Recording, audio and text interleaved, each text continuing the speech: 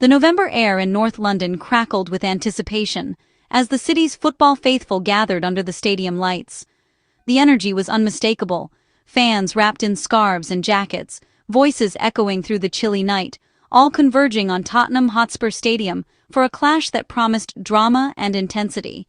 Tonight, Tottenham Hotspur hosted Manchester United, a fixture steeped in tradition, rivalry, and unforgettable moments.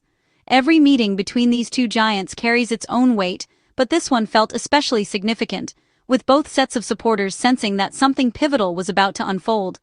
The atmosphere was electric, with every corner of the stadium buzzing with excitement. Supporters from both sides filled the stands, their chants and songs creating a wall of sound that reverberated across North London. Both clubs entered the match level on 18 points, locked in a dead heat near the top of the Premier League table. This wasn't just about local bragging rights.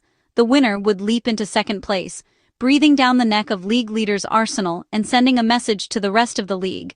For both teams, this was a true test of ambition and identity. Tottenham and United were each in the midst of transitions, guided by new managers eager to stamp their authority and philosophy on their squads. The tactical battle on the sidelines was as intriguing as the contest on the pitch. Tottenham, determined to make their stadium a fortress, looked to their passionate home crowd for inspiration. Every tackle, every pass, every shot was met with roars of encouragement from the stands. Meanwhile, Manchester United arrived with a point to prove. Their recent form suggested a resurgence, but questions remained. Could they deliver on the big stage, away from home, against a top rival? History favored Spurs, who had won their last 4 encounters with United, including a memorable Europa League final. That run gave Tottenham a psychological edge, but United's hunger to end the streak was palpable. As the captains met at midfield and the players took their positions, the tension was almost tangible. Would Tottenham extend their dominance, or could United finally break the curse and announce themselves as true contenders? With the floodlights blazing and the world watching, the stage was set for a dramatic contest, one that would not only shape the early title race, but also reveal which of these storied clubs was ready to seize the moment and rise above the rest. In the home dugout, Thomas Frank exuded a calm intensity, his eyes scanning every movement on the pitch with laser focus. Known for his composed demeanor, Frank's presence radiated confidence to his players and fans alike, setting the tone for a high-stakes encounter. He's a manager who thrives under pressure, and tonight, he looked ready for the challenge. Sticking with his trusted 4-2-3-1 formation, Frank emphasized defensive solidity while allowing his attacking players the freedom to express themselves. This system, honed over countless matches, is designed to absorb pressure and strike with precision. The back four provided a reliable shield, while the midfield pivot offered balance and control, ensuring the team could transition quickly from defense to attack.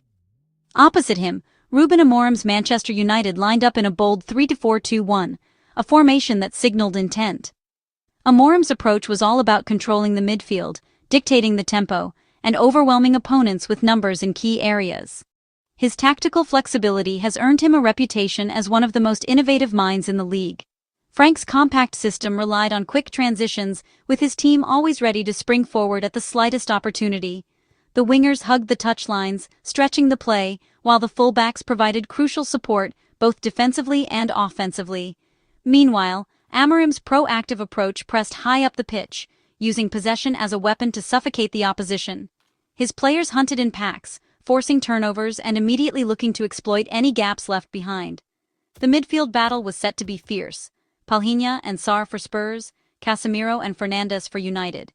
Each pairing brought a unique blend of grit, creativity, and tactical awareness. Whoever won this duel would likely tip the balance of the match. Both managers are renowned for their meticulous preparation and adaptability. They study their opponents in detail, always ready to tweak their tactics mid-game to gain an edge. Their ability to read the flow of the match and make decisive changes is what sets them apart. For Frank, the focus was on team spirit and making the most of home advantage. He's built a squad that fights for every ball, drawing energy from the passionate home crowd and turning their stadium into a fortress. Amorim, on the other hand, instilled discipline and a relentless winning mentality in his side. His players are drilled to maintain their shape, stay focused, and seize every opportunity to strike. This wasn't just a clash of players, but a chess match between two of the league's sharpest minds. Every substitution, every tactical tweak could prove decisive as the game unfolded. The tactical duel promised to be as compelling as the action on the pitch, with both managers determined to outwit each other and lead their teams to victory. In a bold tactical shakeup, Thomas Frank made the decision to reposition Richarlison on the left wing, a move that surprised many fans and pundits alike. Traditionally known for his work as a central striker, Richarlison was now tasked with providing width and creativity from the flank, a role that would test his adaptability and football intelligence. Meanwhile, Kolo Muani was handed the responsibility of spearheading the attack for Spurs, taking up the central striker position and becoming the focal point of their offensive play. This adjustment gave Tottenham a more direct and physical presence up front, with Muani's strength and movement posing a constant threat to Manchester United's defensive line. For Richarlison, the new role allowed him to cut inside onto his stronger foot, drifting into central areas and adding a layer of unpredictability to Tottenham's attack. His ability to take on defenders one-on-one and shoot from distance made him a dangerous outlet on the left. The attacking quartet, Kolo Muani, Richarlison, Xavi Simons, and Brennan Johnson, brought a new level of fluidity and movement, constantly interchanging positions and making it difficult for United's back three to track their runs.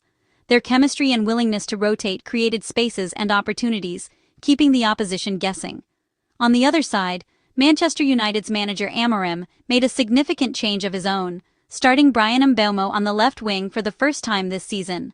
This decision broke up the familiar partnership between Mbeumo and Amad Diallo, who had previously combined well on the right. Mbeumo's explosive pace and direct running were now aimed at testing Tottenham's right back, forcing the Spurs defense to adjust and opening up new attacking possibilities for United. Meanwhile, Diallo remained on his favored right side, where his dribbling and creativity could still influence the game, but without his usual partner to combine with.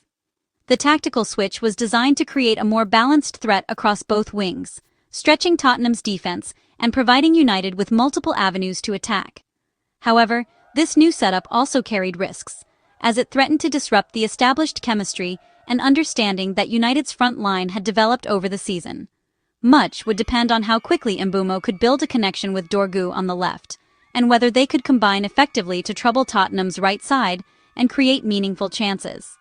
In the end, both managers took calculated gambles, hoping that these new roles would give their teams a crucial tactical edge in a high-stakes encounter. This was a true six-pointer. Both teams locked on 18 points, the winner jumping to second. United arrived in top form, unbeaten in 4 and brimming with confidence under Amorim.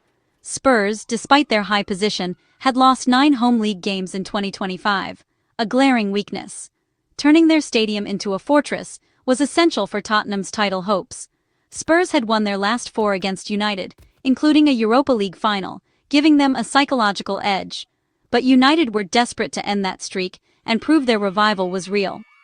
The match was a high-pressure shootout with immediate consequences for the title race. Tottenham's lineup signaled attacking intent. Vicario in goal, a back four, led by Romero, and a dynamic front four of Kolo Muani, Richarlison, Xavi Simons, and Brennan Johnson. United's 3-4-2-1 featured new keeper Lamens, a back three of De Ligt, Maguire and Shaw, and a midfield anchored by Casemiro and Fernandes. Up front, Cunha led the line with Diallo and Mbeumo just behind. United missed young star Manu, putting extra pressure on Casemiro and Fernandes. For Spurs, Jed Spence's inclusion at left-back was a tactical move to counter Diallo's trickery. The midfield pairing of Palhinha and Sarr was crucial to disrupt United's creativity. The decision to start Kolo Muani centrally and Richarlison wide was Frank's big gamble. Individual battles across the pitch would be decisive. The opening 15 minutes were tense and cautious, both teams wary of early mistakes. United dominated possession, but struggled to break down Tottenham's disciplined defense. Spurs held their shape, denying United clear chances despite the visitors' control of the ball. A nervy moment came when United's keeper Lamens nearly gifted Spurs a chance, but the home side couldn't capitalize. United's best early move saw Mbeumo flash a dangerous ball across goal, but no one was there to finish. The physical battle was intense, with Kolo Muani and Maguire setting the tone. The opening exchanges were a tactical chess match, with both sides probing for weaknesses. Pre-match stats revealed United's attacking firepower. They ranked second in shots and led the league in shots on target. Spurs, meanwhile, struggled to create chances, averaging under 10 shots per game, their lowest in decades. Tottenham's international heavy squad had sparked debate about club identity. Mbeumo had a strong record against Spurs, especially at this stadium, making him a key threat. Bruno Fernandes remained United's creative heartbeat, with only Salah and De Bruyne registering more assists since 2020. The clash was a test. Could United's high-volume attack finally break down their bogey team? Or would Spurs' recent dominance and individual brilliance prevail? Before kickoff, the stadium observed a moving Remembrance Day ceremony, uniting players and fans in silence. The moment quickly gave way to a cauldron of noise as the rivalry reignited. Spurs fans roared their team on, desperate to maintain dominance and turn their stadium into a fortress. United's traveling supporters matched the intensity, determined to end their losing run. The back and forth between fans created a charged, intimidating atmosphere. For both sets of supporters, this fixture was about pride, ambition, and status. The emotional investment transformed the match into a cultural event.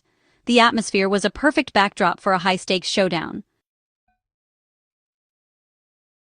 The outcome of this match would echo far beyond the final whistle. For Spurs, a win could break their home curse and announce them as true title contenders. For United, victory would validate their resurgence and cement their place in the top four. Fans watched to see if Frank's attacking tweaks or Amorim's tactical gambles would pay off. The result would set the tone for the crucial winter period. The winner would gain momentum. The loser would face tough questions. Key battles in midfield and on the flanks would shape the narrative. This match was a pivotal chapter in both clubs' seasons, with every moment under the microscope.